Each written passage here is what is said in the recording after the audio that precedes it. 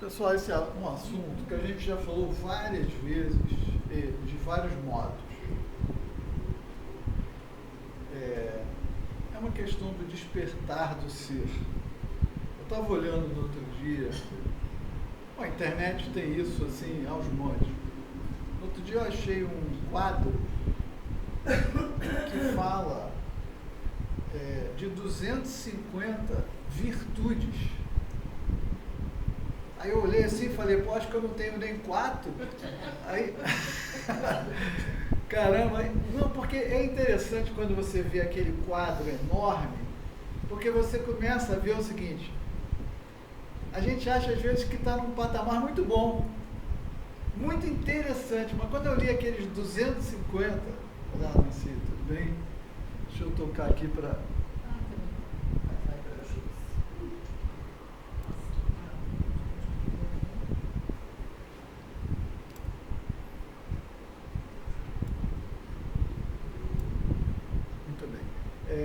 Então, quando eu vi aquela lista de virtudes com 250 elementos, eu falei, caramba, porque tem nuances. Quando você fala assim, egoísmo, às vezes uma pessoa, em termos materiais, ela não é egoísta, mas ela não cede o lugar dela para ninguém. Ela é capaz de dar a roupa. Então, mesmo o egoísmo, ele tem sutilezas. Porque às vezes a pessoa não é egoísta materialmente, mas é egoísta de mudar a sua opinião, de fazer prevalecer sua vontade. Então, tem nuance. Quando eu li aqui, eu fiquei assustado. Falei, bom, obviamente, tem duas ou três coisas que chamam a nossa atenção. Então, a gente não poderia aqui nem tentar, de brincadeira, cobrir 20. Então, eu vou pegar algumas, talvez algumas as mais contundentes, para a gente pensar um pouco, né? Porque nesse nosso momento, dessa nossa fase evolutiva, né? Na verdade, nós somos crianças espirituais. A gente acha que é maduro, adulto, mas como espírito, né? Considerando que a gente mora num mundo de provas e expiações, talvez alguns de nós estejam se capacitando nesse momento para ingressar no mundo de regeneração na próxima encarnação. Mas a maioria de nós ainda está numa fase bastante imatura, né? Eu não vou dizer infantil, mas maturidade. E com base nisso, muitas vezes a gente adota certos comportamentos, práticas, sentimentos, emoções, que elas são extremamente inadequadas no nosso dia a dia, quando a gente lida com as outras pessoas. Às vezes aquilo até a gente acha que está muito bem, mas o entorno nunca fica direito. Sempre tem atrito, aresta para, sabe, ajustar de um lado e de outro, né? E isso, frequentemente, acaba nos conduzindo para estados de dor, sofrimento, problema, o tempo todo. Parece que a nossa vida é uma corrida de obstáculos. Se a gente tivesse que olhar cada dia, como é que foi ontem? Aí a pessoa fala, que aconteceu isso, como é que foi anteontem? Como é que vai ser hoje? Aí a pessoa fala, daqui a pouco eu já vou sair daqui, vou encontrar, pronto, acabou. Então, a gente, na verdade, eu acho que a gente precisa começar a refletir, ponderar, para ver o seguinte, o que a gente pode fazer para mudar, neutralizar, de forma a viver com mais alegria, com mais felicidade? Porque Deus nos criou para a felicidade. Tanto isso é verdade, que no livro dos Espíritos está escrito lá, todo espírito atinge aquele grau de perfeição relativa, ele goza de felicidade inalterável. Nada mais abala ele. Porque quando vem uma ofensa, ele perdoa. Quando vem outra coisa, ele não se incomoda. Quando acontece um drama, ele compreende.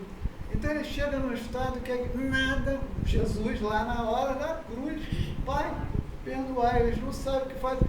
Ele já estava sofrendo por ele.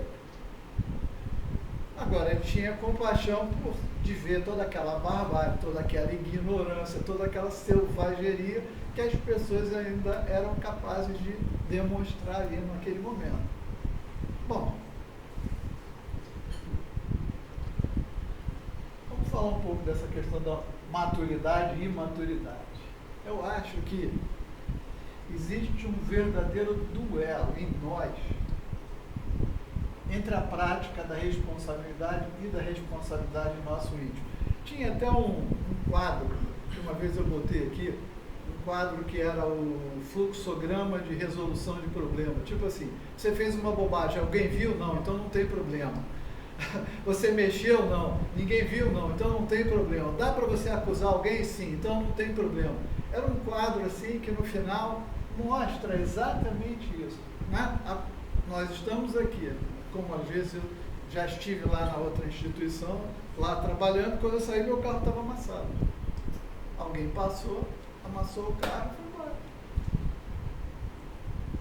Até poderia acontecer um acidente e a pessoa amassar o carro, mas ela deveria ir lá, deixar um telefone, desculpe, houve um problema, mas você, quando puder, me telefona, vamos tentar ajustar isso aí. Mas, na maioria das vezes, as pessoas são assim, ninguém viu? Então, sabe? E aí, lá na frente, acontece o drama na sua vida. Porque aquilo que ninguém viu, você viu, a sua consciência viu. E ela vai trazer isso de volta. Vai desabar em cima de nós. Então a gente fica o tempo todo... É aquela história da porta estreita. O que é a porta estreita? A porta estreita é fazer o que é certo. Todo mundo faz ao contrário. Não importa, todo mundo está fazendo errado. Você tem que fazer o que é certo. Então, as pessoas ficam o tempo todo nesse negócio, né? Isso começa geralmente na infância. Tem gente que é assim desde criança, né? E que se mantém responsáveis até o fim da sua longa. Às vezes a pessoa faz 60, 70, 80 anos e continua agindo exatamente deste modo. E essa pessoa magoa a si mesmo e magoa todo mundo que está em volta. Parente, mãe, pai, filho, irmão, quem tiver vai sair machucado, porque a pessoa nunca assume uma atitude de responsabilidade. Sempre tem que achar um culpado. Sempre funciona dessa forma. As pessoas que levam a vida dessa forma, com certeza elas sofrem. Se não estão sofrendo agora, lá na frente os problemas vão desabar. E fazem com que todos os demais se sintam incomodados, machucados, constrangidos, desagradados, às vezes o tempo todo. Bom,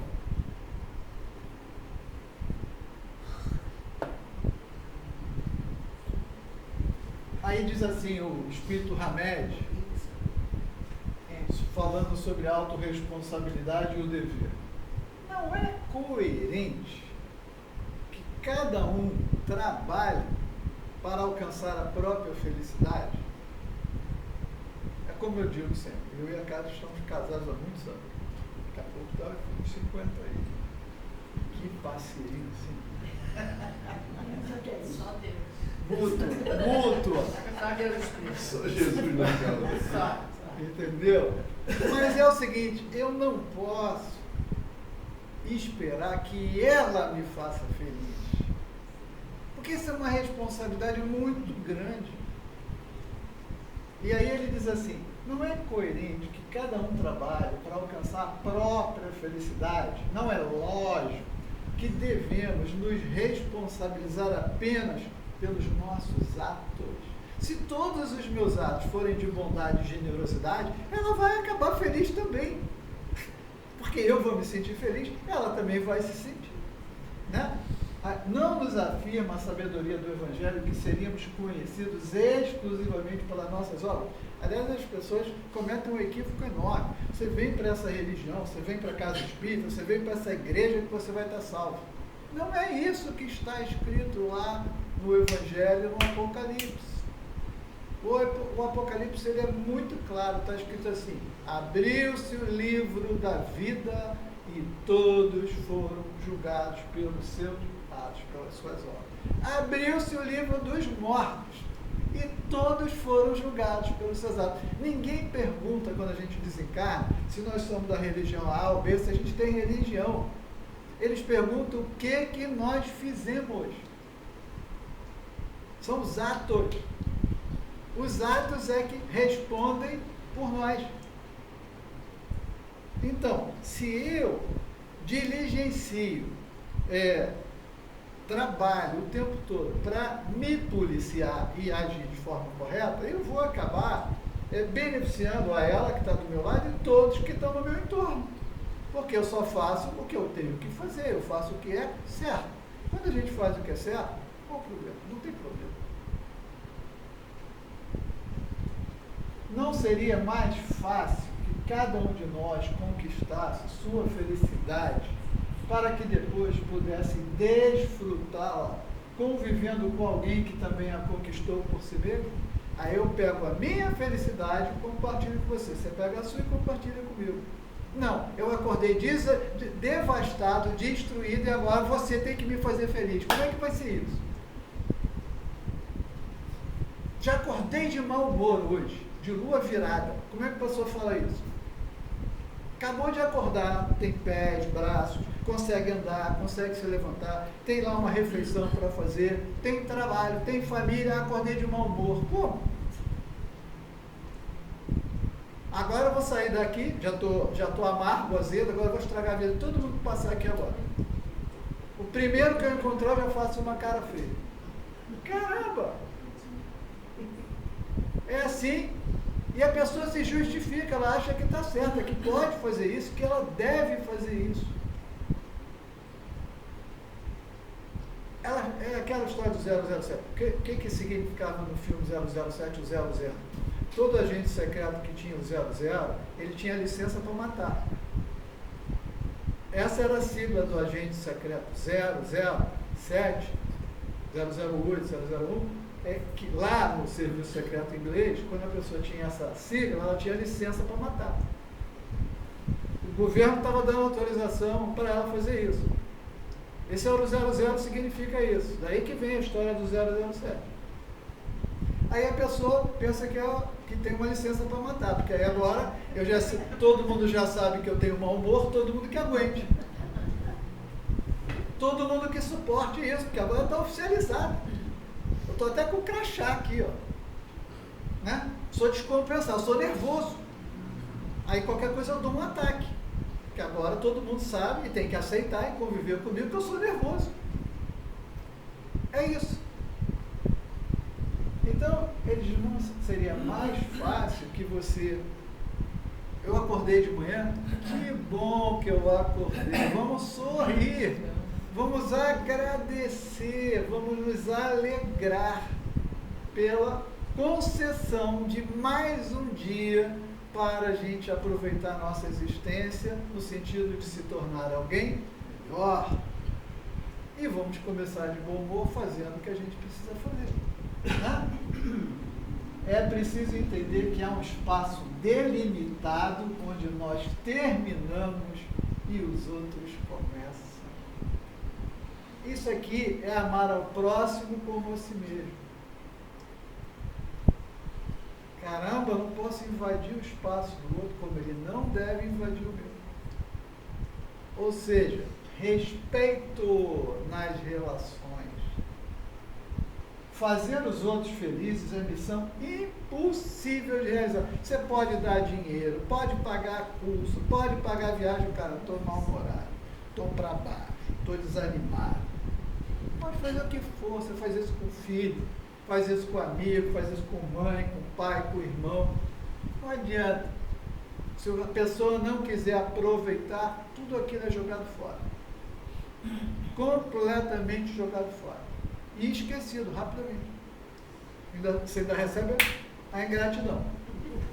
É fácil e rápido. É fácil e rápido. Fazer os outros felizes, né? Se acreditarmos que... Olha só, olha que importância do que o Hamed diz aqui, ó. Se nós acreditarmos que a felicidade daquela pessoa depende única e exclusivamente de nós, isso aí é muita audácia. você achar que você vai conseguir fazer a pessoa feliz. Não, ela tem que fazer-se feliz. Você pode ajudar. Né? Sempre é assim, na relação, quando vem uma coisa boa, é bônus. É um presente que você está recebendo. Mas você acordou de manhã, faça-se feliz. Se alguma outra pessoa te tratar com delicadeza, com respeito, com amizade, como a gente está aqui hoje, né? todos trocando, então que alegria. Vamos aumentar o nosso estado de satisfação e de alegria de ver pessoas que a gente gosta, que nos estimam, que têm amizade, carinho por nós. Isso é um bônus. Mas se isso aqui não acontecesse, nós ainda assim poderíamos estar muito bem onde estivéssemos. Porque a felicidade é uma coisa aqui dentro. Não tem nada a ver com o que está acontecendo lá de fora. Né? Ao agir assim, ou seja, naquele sentido de que, não, eu é que tenho que fazer isso, senão ele vai ficar triste, senão ela vai ficar triste. Ah, se eu não fizer isso, ele vai embora, ela vai embora. Acabou, a sua vida vai virar um drama, um inferno, porque, pô, você fica o tempo todo tentando antecipar o que o outro vai pensar, o que ele vai dizer. Dá para viver dessa forma. Né? Ao agir assim, colocamos nossas necessidades em segundo plano. E aí, claro que a gente já não vai mais se sentir feliz. Esquecendo de que a maior responsabilidade que nós temos é para com nós mesmos. Está escrito no Evangelho segundo o Espiritismo, no capítulo 17, Sede Perfeitos, no capítulo O Dever. O primeiro dever da criatura é para consigo mesmo. Em segundo lugar, para com as demais.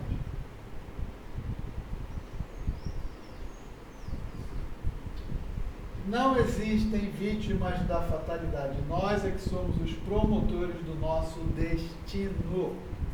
E como é que nós somos promotores do destino? Tudo que eu faço certo hoje reflete amanhã sob a forma de tranquilidade, felicidade, paz. Tudo flui. Porque eu não criei embaraço que vai desabar amanhã ou depois da manhã, ou daqui a um mês, ou na outra existência. Né? Somos a causa dos efeitos que ocorrem em nossa existência. Boa parte dos comentários que eu estou colocando aqui, eu tirei algumas das obras da Joana de Ângeles, que vem a ser uma das encarnações da nossa benfeitora Clara, ou do Espírito Hamed. Os dois têm toda uma dedicação de trabalho na área da psicologia profunda, do ser, não só das questões do mundo físico, mas do ser integral. Né? Hamed fala assim, falando sobre irresponsabilidade. E isso é muito interessante, parece bobagem. Olha, vocês não acreditem que o óbvio é óbvio. O óbvio está sempre na nossa cara. Todo mundo que está olhando vê, a gente não vê. Não acreditem no óbvio. Se você perguntar para os seus amigos, ele fala, tudo bem. Não, fala a verdade. Aí teu amigo vai te dizer, isso aí não está legal. Isso que você faz não é assim. Como é que você toca a tua vida dessa forma, assim, assim, assim? É que os amigos geralmente nos abraçam, nos beijam e riem pra gente. Agora, filho não, filho já é diferente, né? Fala logo na lata, assim, né? O que está acontecendo. Então, ele diz assim, quando selecionamos um determinado comportamento, cujo resultado é previsível ou possível de prever, nós estamos escolhendo esse mesmo resultado. E, obviamente, devemos aceitar a responsabilidade de tal fato. Dá para entender isso? A pessoa fala assim, ela sabe que o horário do trabalho é 8 horas ou 9 horas. Aí ela todo dia chega às 8h10, 8h15, 8h20. Ela fica testando lá a empresa, o chefe, etc., para ver se vai dar certo. Até a hora que alguém chama lá e fala assim, esse mês você chegou 6 vezes atrasado. Lamento muito, mas a gente não quer mais contar com você aqui. Ah, eu perdi o emprego, o cara nem me falou nada.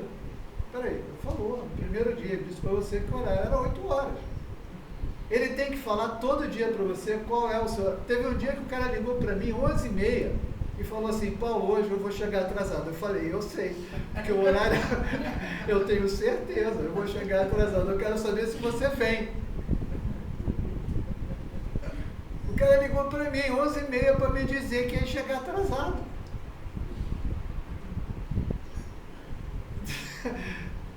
E ele falou isso com a maior calma do mundo. Depois, óbvio que em algum momento eu cheguei lá e falei, olha, tchau, né? Tive que dispensá-lo. Até gostava dele, mas, você entendeu? Então, as pessoas, elas fazem as coisas, isso é no dia a dia, dentro de casa a pessoa faz isso. Ela sabe que o outro não gosta. Olha, aí eu tenho que agradecer aqui a Kátia. Tem que agradecer, porque, olha só, nós somos muito diferentes, todos nós. Somos criados de maneira diferente, com famílias diferentes, contextos diferentes. Então, quando duas pessoas são colocadas juntas, é um aprendizado. Porque eu venho com as minhas ideias, com as minhas manias, ela vem com as dela.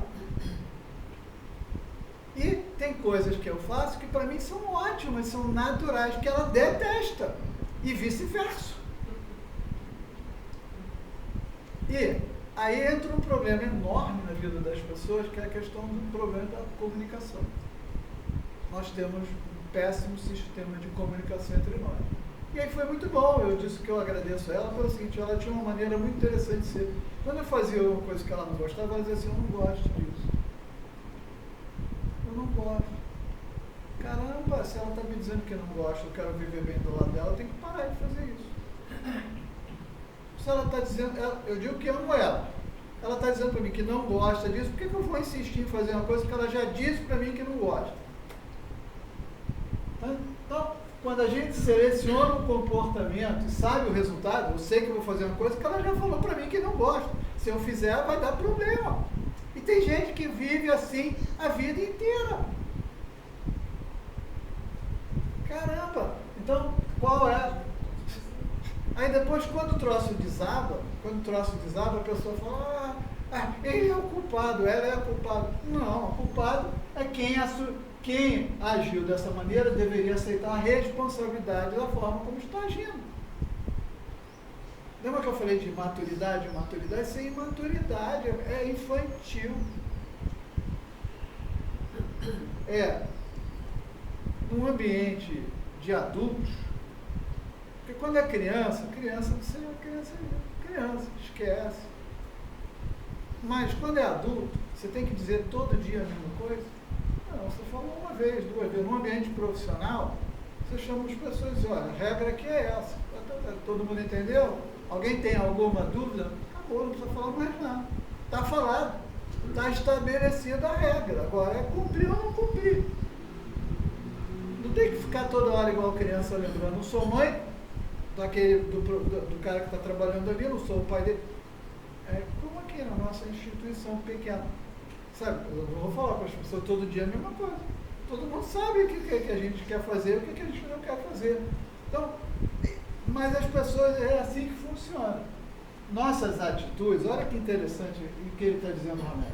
Nossas atitudes são como grãos de areia. Aí a pessoa, né, porque é aquela história, foi só hoje. Vai juntando um montinho, né? Grãos de areia. Daqui a pouco tem uma duna aqui, né? Intransponível, uma montanha.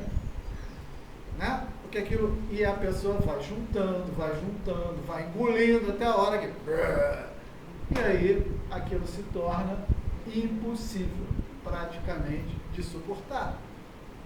Né? Aí ele diz, se a gente manter esse tipo de comportamento, futuramente a gente vai ter montanha até uma cordilheira, nos separando uns dos outros. É isso. A mudança do nosso destino somente ocorre quando assumimos a responsabilidade pela nossa vida, usando de determinação e vontade. vontade não é igual boa vontade, tá? Boa vontade é um negócio que dá e passa. Basta estar frio, estar calor, choveu, aconteceu alguma coisa, eu estava cheio de boa vontade. Mas, naquele dia choveu, não fiz. A vontade é um negócio que a pessoa vai à frente. Pode ter um empecilho, pode ter uma barreira, ela supera. Não, eu vou fazer isto. Ou eu não vou fazer isto. Exercer a vontade é muito diferente de boa vontade. Geralmente a boa vontade acaba no primeiro obstáculo. Mas a vontade leva a pessoa a evoluir, né? O indivíduo que não aceita a responsabilidade por seus atos constantemente cria álibis e recorre à dissimulação, culpando os outros. Claro. Olha só, quando dá um problema, não interessa quem é o culpado. O que interessa é quem vai se responsabilizar para resolver o problema. Achar o culpado não vai mudar a situação. A gente precisa mudar a culpa por responsabilidade. Olha, eu estava vindo do Rio lá com uma mudança quase dentro do meu carro, estava lá Bianca, minha filha, não sei o quê. Aí estávamos chegando aqui em Teresópolis no alto. Quando chegou ali perto da feirinha, parou no sinal. Parou um carro, parou o segundo carro, parou o terceiro carro, eu parei atrás dele. Aí veio um cara, pum, na minha traseira. Tinha uns 5 carros parados, ele veio, pum. Aí o cara saiu do carro, o carro dele tinha as 2 filhas dele, mais uma pessoa. Ele saiu do carro, sentou na rua e falou, ai meu Deus, eu não tenho dinheiro para pagar, que não sei o quê. Meu carro bateu no outro bateu no outro, foi fazendo assim um boliche lá, um strike, pá. Tá. Eu falei, meu amigo, olha só, alguém se machucou dentro do seu carro? Não, que bom. Agora, ficar sentado aí no chão, chorando, dando um ataque na frente dos seus filhos, o senhor acha que o seu choro vai resolver o meu prejuízo? Ou das outras pessoas que o senhor causou? Não. O senhor me dá o seu telefone, o senhor está em emprego. Se o senhor não tem dinheiro todo para pagar, o senhor dá R$50 por mês, mas o senhor tem que pagar o que o senhor acabou de fazer. Porque isso aqui vai custar para reparar o automóvel. Ou então o senhor faz o seguinte, se o senhor age dessa forma, o senhor vende o seu automóvel, o senhor não pode ter um automóvel. E aí o senhor pega o dinheiro da venda do seu automóvel e paga o prejuízo que o senhor causou a 5 carros. O cara sentou no chão, ficou ali igual uma criança, chorando.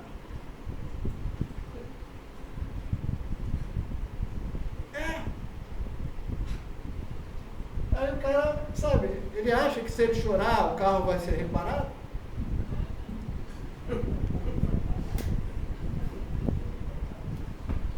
Agora, óbvio que talvez ele tenha uma dificuldade, ele tem que encontrar uma maneira. Nem que eu leve até a minha vida inteira, os próximos 20 anos, dando R$30 por mês, eu vou pagar tudo que eu... Sabe, 30 para um, 20 para outro. Mas, ficar chorando. Não. O amadurecido é aquele que atingiu um bom nível de relacionamento consigo mesmo e, consequentemente, com os outros. Por isso, resolve facilmente os conflitos internos e externos. Assume responsabilidades que lhe competem, estando desperto para a realidade. Bom, a responsabilidade resulta da consciência que discerne e compreende a razão da existência humana. Aqui tem um problema.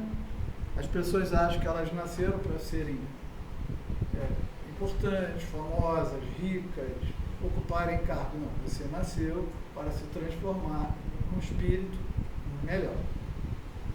Essa é a razão da vida, né? E ninguém pode me fazer melhor, só eu mesmo. Esse é o ponto que a pessoa não entende. A responsabilidade do homem leva aos extremos do sacrifício, né? A responsabilidade liberta o indivíduo de si mesmo. Essa é a única forma, né? Olha só, vamos pegar uma cena interessante. Momentos antes, Jesus fez a última ceia, né? Todas aquelas coisas que a gente conhece, e aí ele entra em prece, e ele diz: Pai, livrar, afasta de mim esse cálice. Tipo assim, o que eu vou passar não é gostoso, mas faça-se a sua vontade. E ele aí vai encarar o problema da forma mais digna, né, e superior. É isso. Bom, vamos lá. Diz assim, a Joana de Ângeles, na obra Autodescobrimento: responsabilidade, em bom português, né, é a qualidade ou condição de responsável. O ser responsável é aquele que se desincumbe fielmente dos deveres e encargos que lhe são conferidos, que responde pelos próprios atos. Como que a pessoa casa e tem 3 filhos, assim, aí não mudei de ideia. Aí a pessoa simplesmente abandona, ele que descarta a família toda.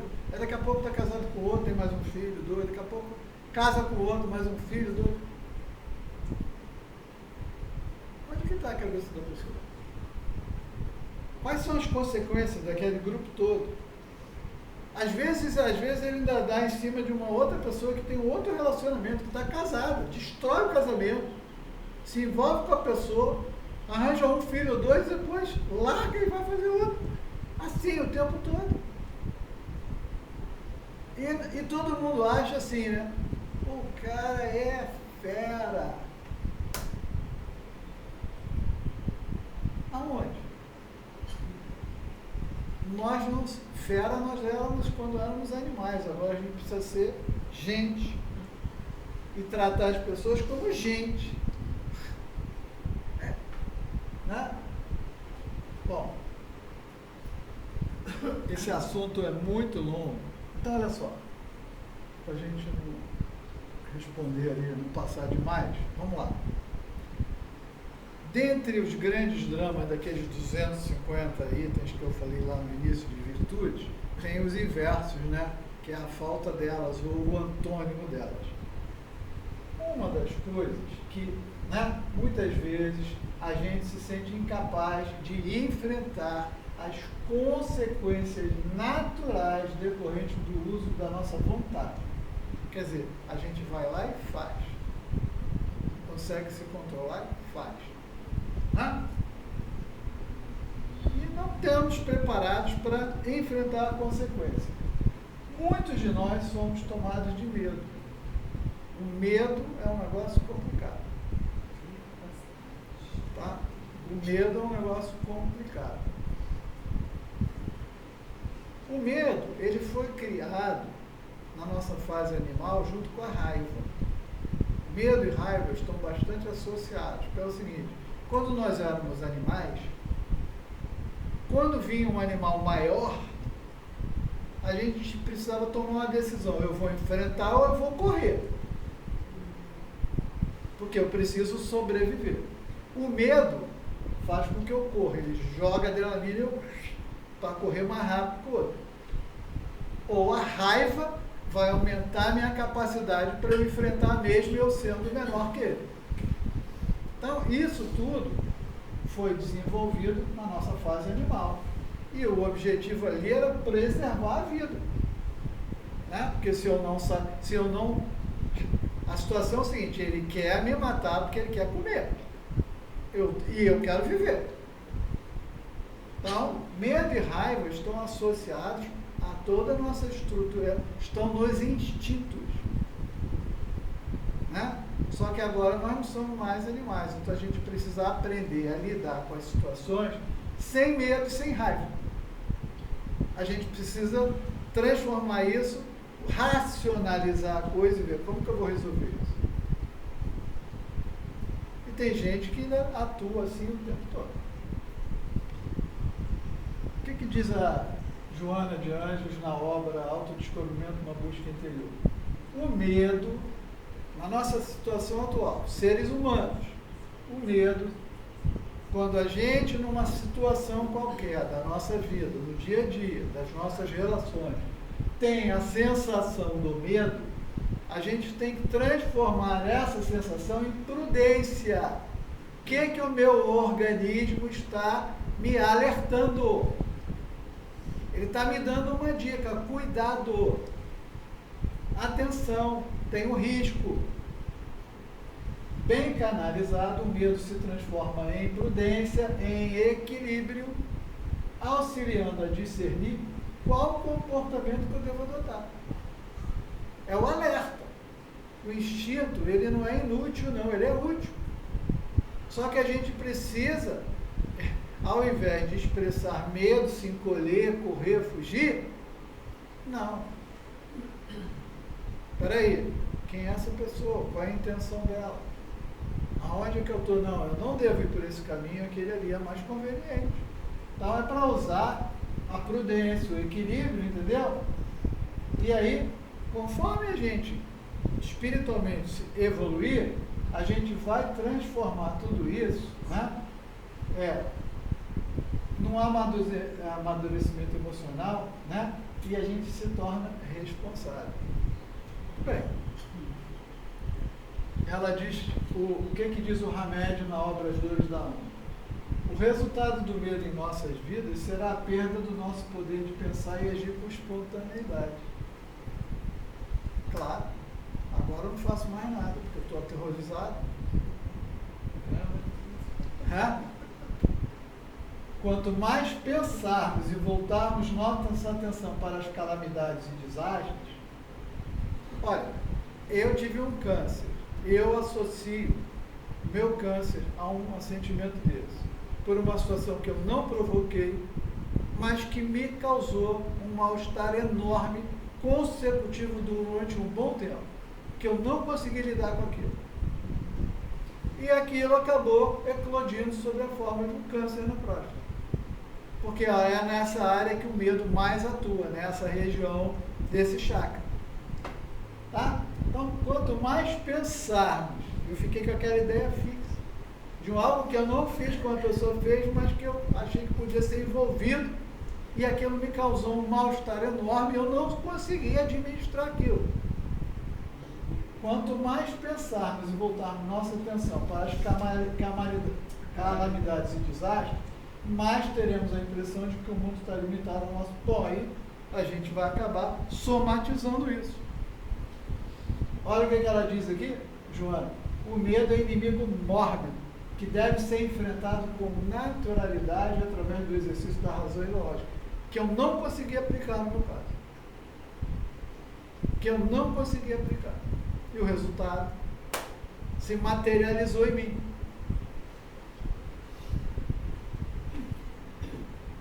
Joana, mais uma vez na obra O Homem Integral, é no cerne do seu espírito que se encontram as causas matrizes desse inimigo. O medo é fator, olha só, é o que eu acabei de dizer, o medo é fator dissolvente na organização psíquica do homem, predispondo por somatização à enfermidade, que aguardam correta diagnose. É isso. Não foi com insegurança da pessoa? Claro. Pode ser a pessoa insegura. Uhum. Com certeza. O medo está na tua vida, você não anda. Fica naquela insegurança que faz, né? Só que tem um problema. A gente já fez a bobagem, né? Ou estamos envolvidos no problema, estamos com medo das consequências,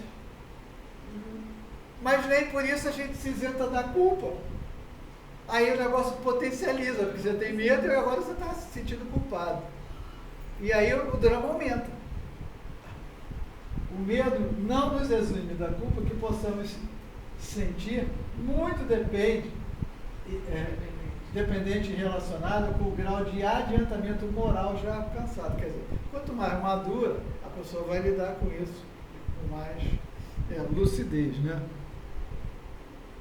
A Joana diz aqui na obra Jesus e a Atualidade, né, falando sobre a culpa, que ela é uma sombra perturbadora na personalidade. Eu sempre falo isso, né? Vamos lembrar, o espírito é uma individualidade. Essa individualidade vai reencarnando. Cada vez que ela reencarna, ela tem uma personalidade. Mas a individualidade está lá em cima.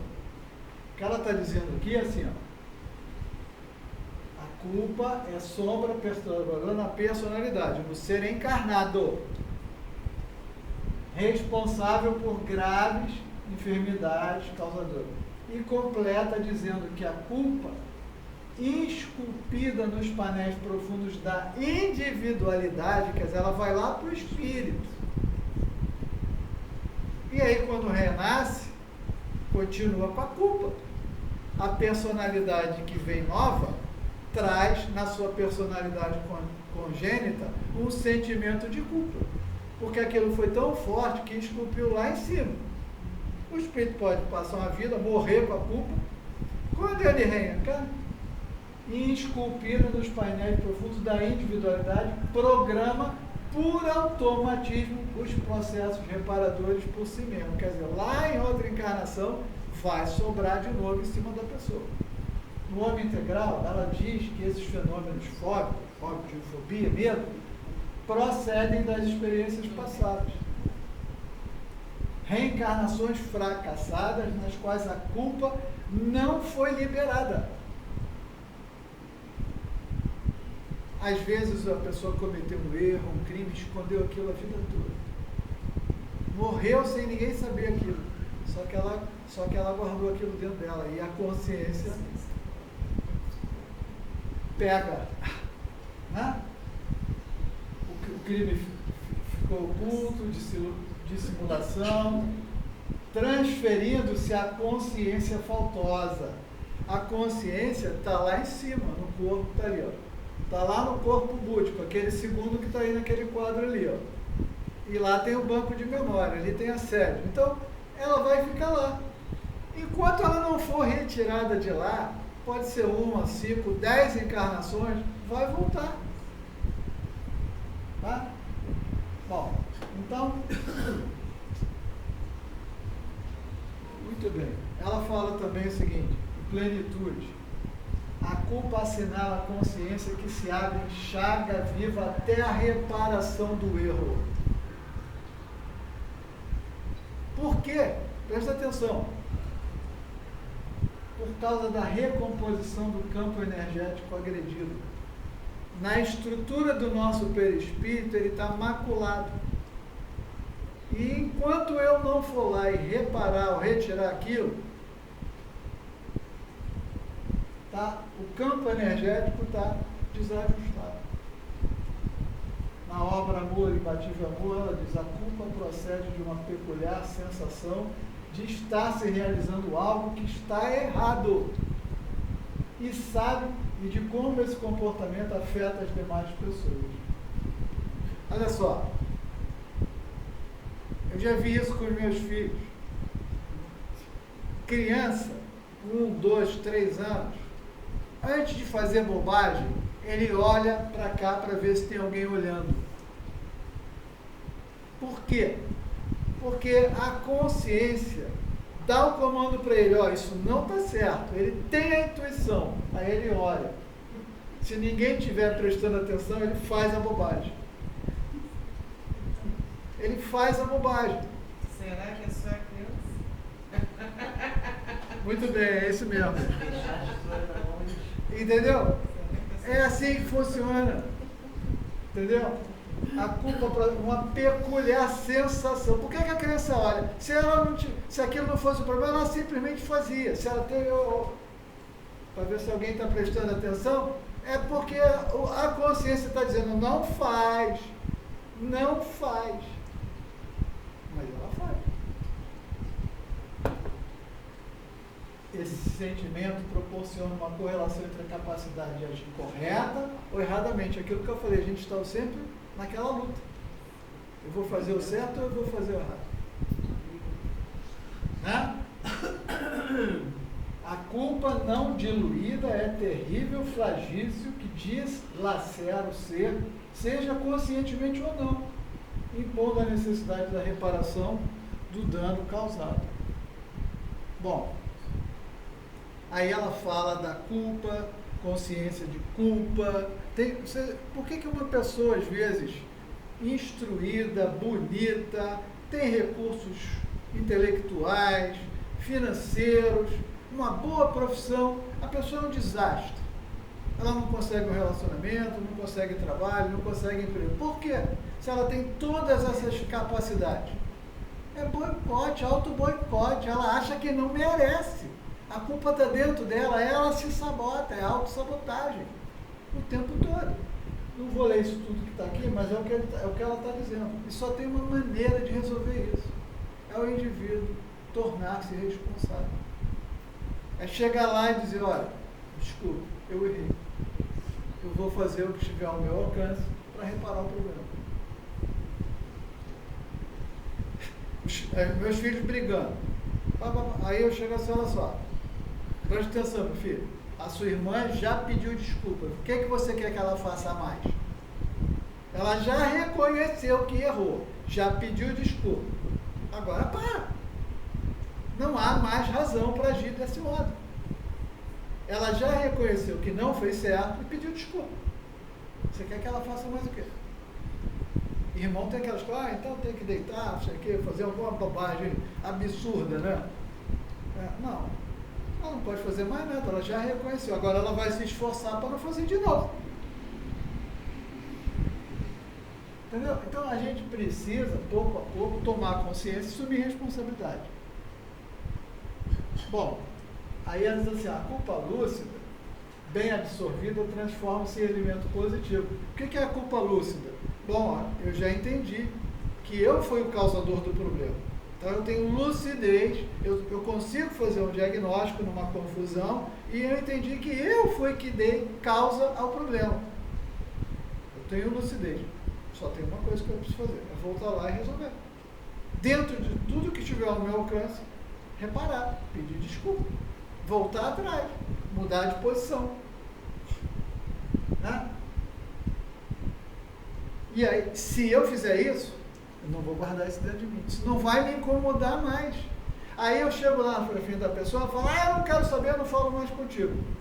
Isso não vai me doer. Porque eu fui até ela buscando a reparação.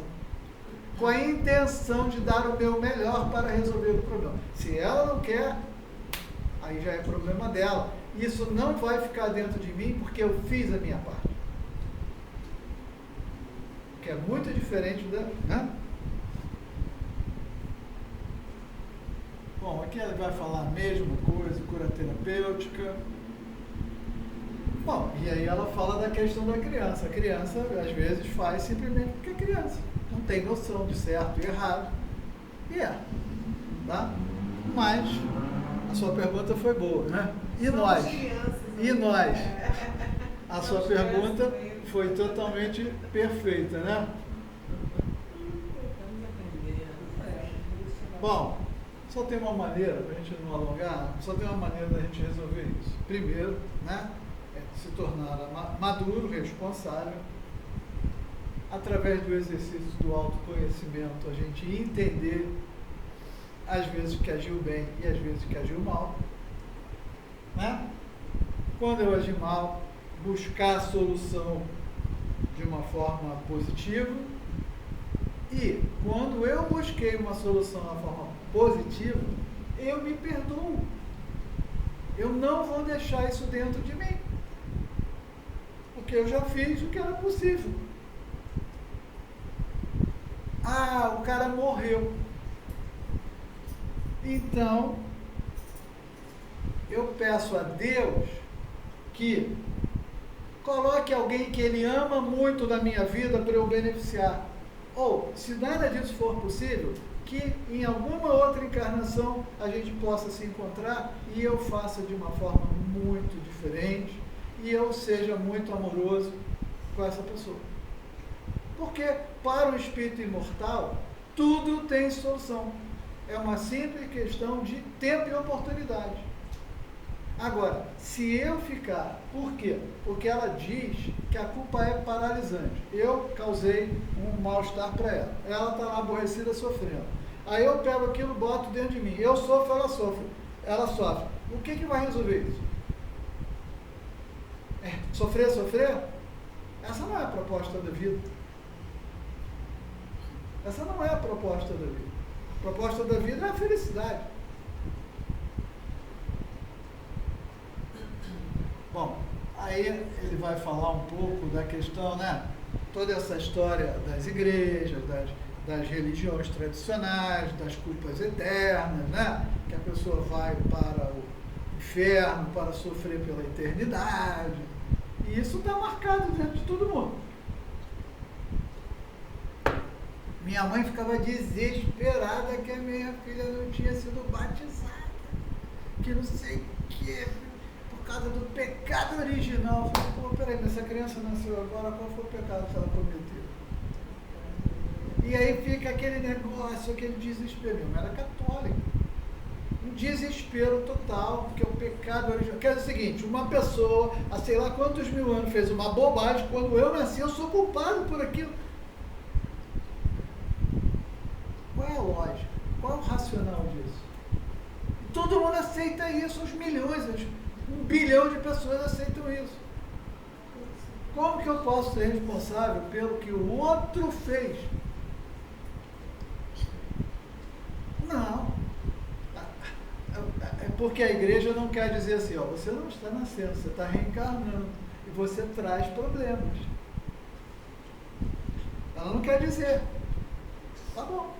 Né? Então, temos aí uma estrutura de culpa, né? Jesus de Nazaré vem para libertar o homem desse ciclo vicioso, mostrando e demonstrando a nossa verdadeira condição. Somos seres espirituais. Ensinou que somos espíritos imortais que dispõem de dias, anos, séculos ou até milênios de oportunidade para fazer ou refazer quantas vezes forem necessárias a nossa caminhada até a gente evoluir a ponto de dizer eu e o Pai somos um. Né? Então, Jesus sempre trabalhou o amor e o perdão. E a gente não consegue aplicar isso nem a si mesmo.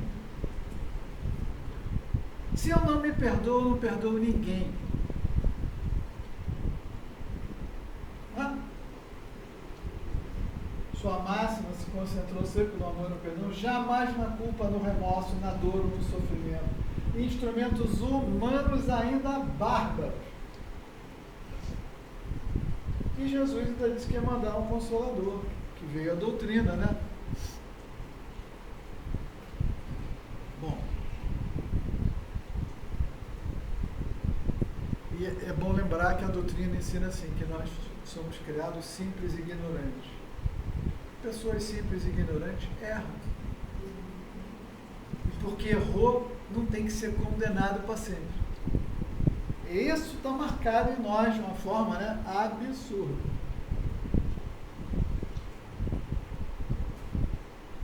Quando alguém se perdoa, aprende também a desculpar, oferecendo a mesma oportunidade à próxima.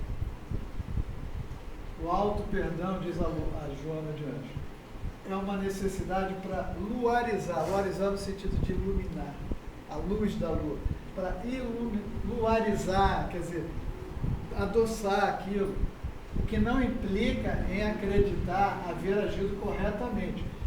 Perdoar não quer dizer, então vamos esquecer. Não, eu entendi, resolvi, mas está resolvido. Significa dar-se oportunidade de crescimento interior, de reparação dos prejuízos, de aceitação das próprias estruturas que deverão ser fortalecidas. Né? Muito bem.